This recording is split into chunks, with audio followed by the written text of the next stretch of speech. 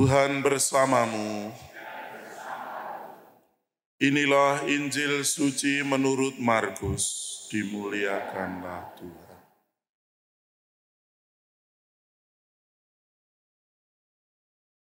Pada suatu hari Yohanes berkata kepada Yesus, "Guru, kami melihat seorang yang bukan pengikut kita mengusir setan demi namamu. Lalu kami cegah orang itu karena ia bukan pengikut kita." Tetapi Yesus berkata, "Janganlah kalian cegah dia, sebab tak seorang pun yang telah mengadakan mukjizat demi namaku dapat seketika itu juga mengumpat aku. Barang siapa tidak melawan kita, ia memihak kita." Demikianlah sabda Tuhan. Terpujilah Kristus.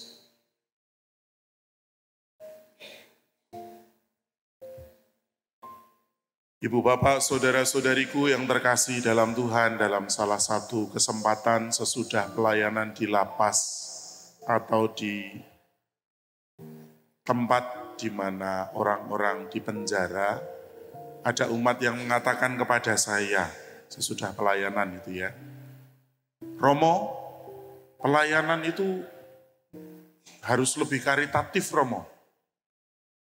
Harus lebih murah hati lagi.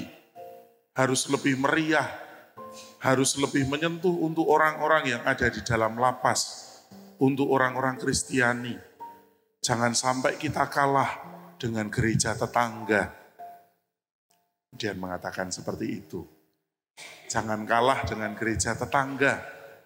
Jangan sampai orang-orang kita, orang-orang Katolik yang ada di lapas, itu kemudian login ke gereja lain. Itu dikatakan, lalu saya batin dalam hati lalu mengatakan, ya tidak apa-apa. Bahwa pelayanan yang selama ini kita lakukan bagi orang-orang yang ada di lapas, entah untuk orang Katolik ataupun juga untuk orang Kristen, itu pada dasarnya memuat ungkapan dari kebaikan Tuhan yang sama.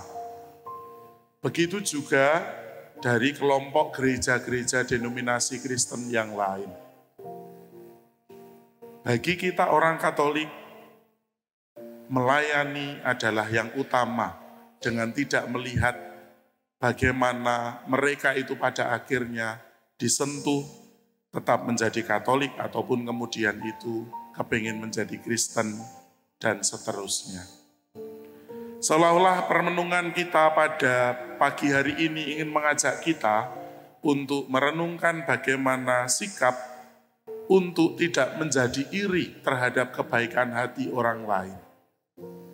Janganlah kita sewot, janganlah kita menjadi iri jika ada orang berbuat baik dalam nama Tuhan. Maka saya merasa bahwa perkataan Yohanes bukan saja menjadi bentuk sewot, tetapi menjadi bentuk kesombongan.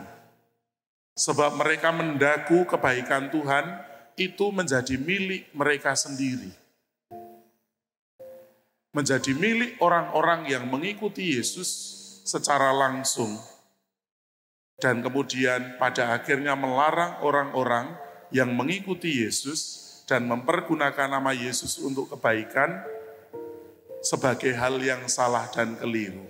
Inilah bentuk kesombongan, inilah bentuk sikap iri. Dalam pelayanan kita di gereja Katolik, jangan dikira itu tidak pernah terjadi.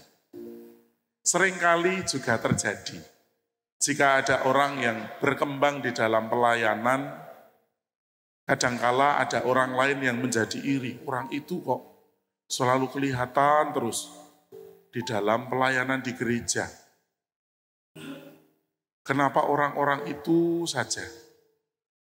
Kenapa bukan aku yang dipilih waktu itu?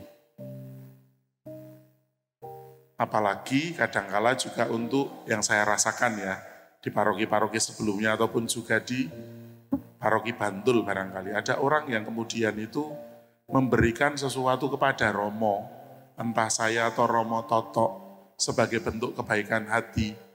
Ada orang yang sewot dengan kebaikan hati. Orang itu kok sukanya itu ngasih-ngasih romo. Lalu menjadi iri dan menjadi sewot.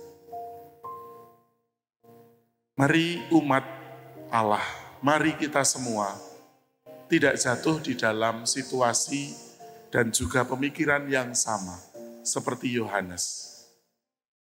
Mari kita bekerja sama bergandeng tangan dalam kebaikan. Bukannya justru sewot, bukannya justru merasa sombong, merasa angkuh bahwa saya lebih banyak melakukan kebaikan dibandingkan dengan orang lain. Mari kita hening sejenak dan meresapkan sabda Tuhan pada hari ini.